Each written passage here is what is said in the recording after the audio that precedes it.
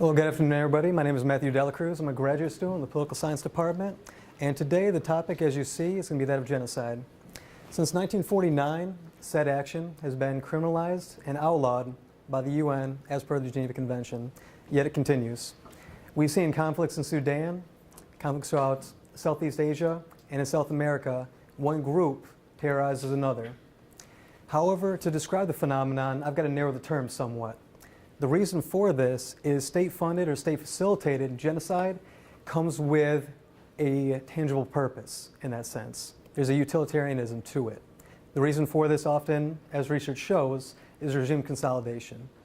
I believe that fails to grasp the true phenomenon behind this. However, in doing so, I can't simplify it as much to look at genetics. For example, genetics may explain that phenomenon as simply survival of the fittest. Why not a shortcut to being the fittest in the group by simply knocking out another one? It makes sense. It's evil, but it makes sense. Using the terminology and moving on, often the reason we give to seeing the Holocaust, to seeing Cambodian genocide, to seeing Rwanda, is that the individuals or the elite were evil. So he pushes it away and fails to see that this is a very human phenomenon. This is a very human behavior seen across ethnic and national lines. So in doing my research, it would seem common sense to interview some of the perpetrators of this. They're plentiful throughout West Michigan. Many individuals from Cambodia are plentiful, and during my research, I did interviews with many of them.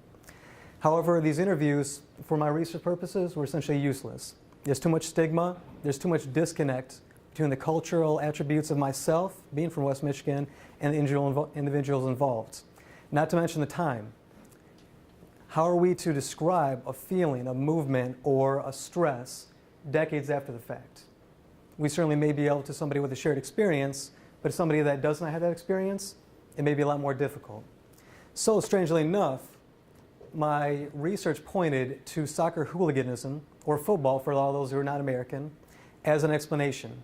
In analyzing these groups, I can actually look into a group that's going through a stress that's present, that has their own distinct ethnic groups, and has certain experiences of violence between those groups.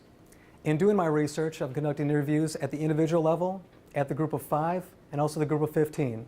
I believe in separating these groups, I can get a sense of where the groupthink takes into context and when the individual will is submerged in that group sense of interest.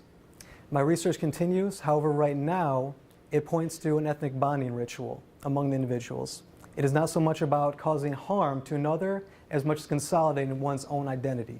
This is not justification, but this may point towards a possible solution, how we can provide an alternate source of this bonding to different populations, and we can possibly see where this may happen in the future.